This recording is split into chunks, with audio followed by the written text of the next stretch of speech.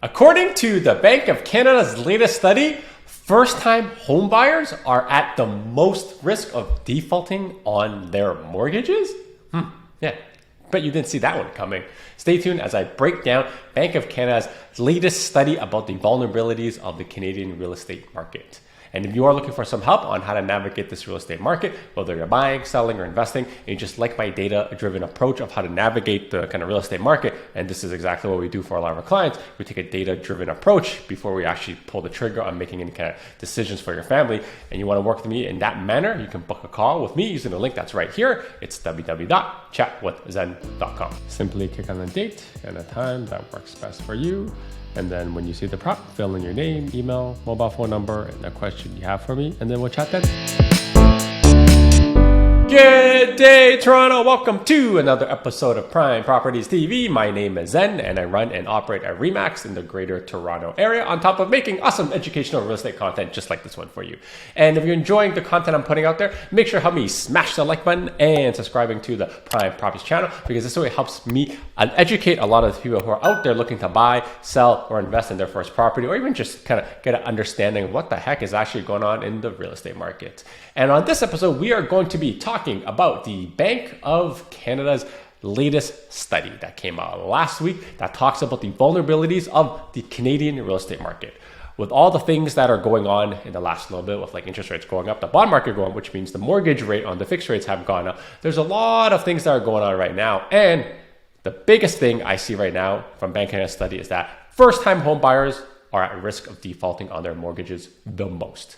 And I'm going to show you kind of like a bunch of graphs that I pulled from the Bank of Canada's very own study to kind of explain why that is. So the first chart over here that we're going to be talking about is the loan to income ratio. Now, again, this sounds really nerdy to get started, but I don't want to overcomplicate things, but to give you a sense of why this is important is that the last few years, the maximum mortgage you could get was about like 4.5 times your gross income. So before any taxes, assuming you don't have any exceptions.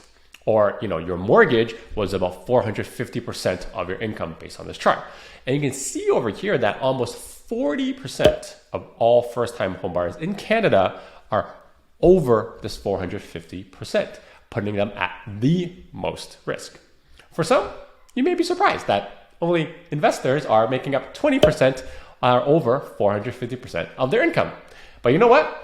I'm not. Because the mortgage that you are getting on your investment property, generally speaking, it's not all the case, but generally speaking, will likely not be the same or as expensive as the home you're living in or your primary residence, which tends to be more expensive, obviously, because most people want to buy a less expensive investment property.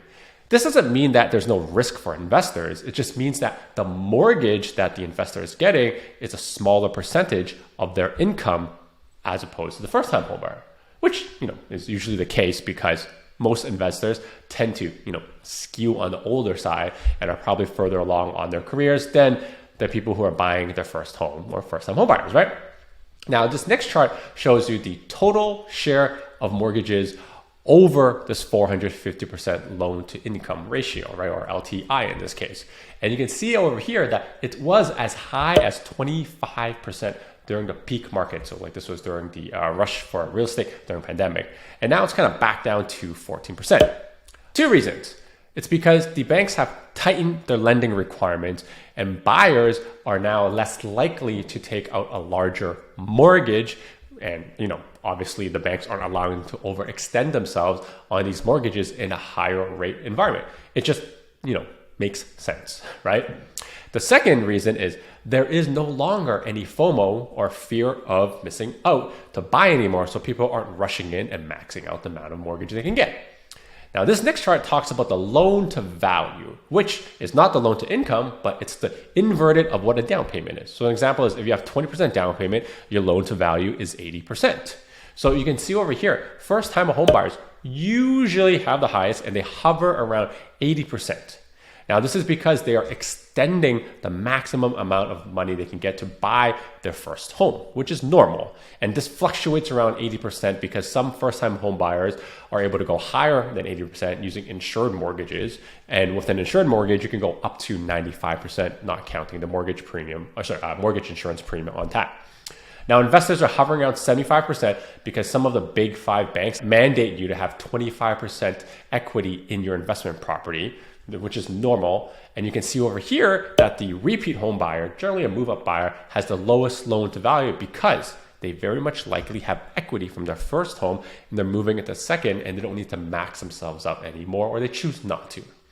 And this is what I've been saying for a while in this current market. The buyers are most likely right now end users moving up by selling their first home and getting into a larger one. Because as the rates got higher, you can see the loan to value actually decreases right now for this subset. This is exactly why prices are still high. There's a lot of equity built into the system right now because prices have accelerated so much in the last few years. Now with this chart over here, you can see the average loan to value has actually dropped from 75% to 68% since the market has slowed down from the pandemic. This makes total sense because in a high interest rate environment, most people are taking out a smaller mortgage or a smaller loan and buying a smaller home. And most people who are buying are, like I've been saying earlier, are move up buyers and they're selling some property in the past they've made money on. And I've said this before many times in the past. That's why the market is there. Now, here is a fun chart courtesy of TK from the Canadian Real Estate Show showing you how many homes are free of mortgages. And you can see right here in Toronto, 43% of Toronto homes are mortgage free, or about 260,000 homes have zero mortgage on them. Yeah, just let that sink in for a sec. Are we going to have a glut of inventory that's coming to market because of high financial stress and interest rates before even like the banks backstop any kind of mortgages with negative amortization? Probably not just from that number. Just because we're seeing the loan to value number increase on new mortgages, it doesn't mean that there's that much risk in the market because there's so much equity, right? The crazier stat I look here is Vancouver's at 49% of them being mortgage free, which is absolutely wild. Now, here's another shocker of a chart for you. This is the debt service ratio, or DSR, of new mortgages in the last few years. And you can see that the debt service ratios has spiked, meaning that more income is going towards servicing these new mortgages as they're being kind of created in the last 2-3 years than the last, like, call it 10 years, right? And these numbers got as high as 44% for first-time homebuyers. Now, keep in mind, this is Canada-wide, and there is, this idea you should only be spending about like a third of your income, so like your gross income, on your housing. But yeah, that hasn't really been the case for most people in Toronto, whether you're owning your home or you are renting. It's generally more than a third of your income. But this paints the same picture that I've been showing you earlier. First-time home buyers are at the most risk here because they're the most leveraged. Now, this next chart shows you the type of mortgages as a percentage since the origination. And, I've shown this chart in some different style of form. This is just from Bank of Canada as opposed to kind of the other sources I've been getting from. And you can see over here that blue spike, which is a variable, is at the bottom, is showing that 54% of the mortgages during the pandemic rush were variable, and which is why there's a lot of a risk because now people are feeling it. But now we're at like 12% of mortgages being variable, meaning more than 80% of new mortgages are fixed now. Now, this is because the current spread, meaning the difference between the variable and the fixed, is 1.38% or 138 bips. So it makes zero sense right now to get a variable mortgage. Now, keep this in mind, this data was probably collected before the bond market moved up, meaning the fixed rate mortgages went higher, and also the Bank of Canada raised their overnight rates last week, which means that the variable has also gone higher. But this leads me to the not so surprising chart over here. This is the percentage of new mortgages based on their amortization, meaning how long these mortgages are going to take to pay off. And you can clearly see over here, since the rate drops during the pandemic, mortgages of over 25 years, or essentially in this case just generally means 30-year amortizations, have increased 16%. Again, this is not surprising because you could refinance at that time, take out a ton of cash, and still have very low monthly payments because the interest rates were so low and people were doing that like crazy during the pandemic.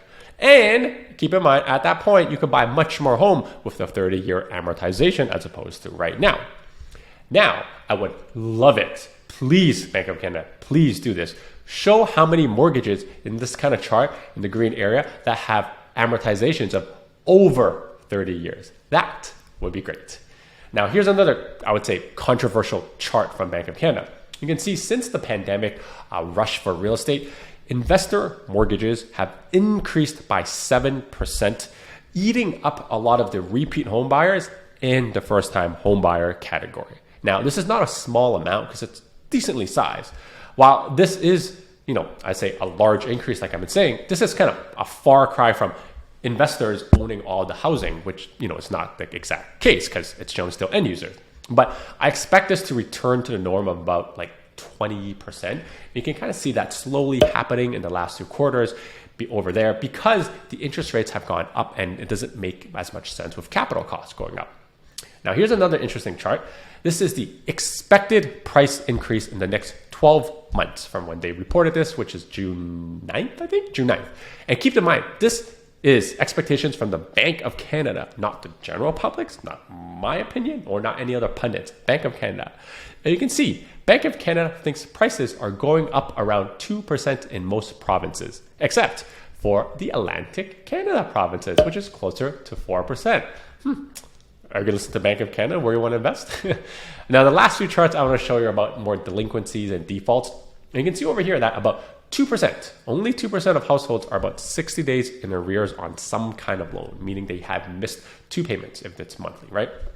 Keep in mind, it takes time for these numbers to increase, but you can see that we've increased from where we were 2 years ago, where we're below 2%, where a lot of households had tons of savings from pandemics, helicopter money, free checks, and everything's going out. But we are nowhere near actually back to the norm where we were before the pandemic. So we're kind of like in between. Now, I suspect there's more pain in this category in the next few months, especially if we hit a recession. And this next chart here breaks down the type of loans for these kind of delinquencies. Again, while someone is delinquent, I've said many, many, many times before, mortgage arrears are so low. They're at 12 bips or 0.12%. Of course, this is likely to increase. And even if it does increase or double, it's not substantial enough to affect the market. And even if we double, like we've been saying before, we're not even getting back to 10-year average for mortgage delinquencies, right? This is why I'm not overly afraid. And finally, this last chart here, honestly, is just for fun that I personally found interesting, and you may as well. But this chart here shows you the number of homes that were flipped or have turned hands within a 1-year period, meaning someone bought it and sold it within 1 year. I bet you didn't expect Toronto would be this low, around 1%.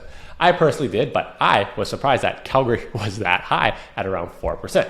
This just to go show you that there's more money to be made as a flipper in Calgary than there is in Toronto. And I probably suspect it has something to do with the fact that there's lower transfer costs. There's no land transfer costs in Calgary, right? Because that's going to help with the profit margins. Then there you have it. Some rather interesting charts from the Bank of Canada showing us the current lay of the land and kind of where they think and see some vulnerabilities are in the Canadian real estate market. And like I've been saying, the first-time homebuyers are at risk, but do not count out the investors. But a lot of these numbers are not as bad as what some people are saying. What was the biggest shocker that I showed you in this video? Let me know in the comment section below. Be interested to hear.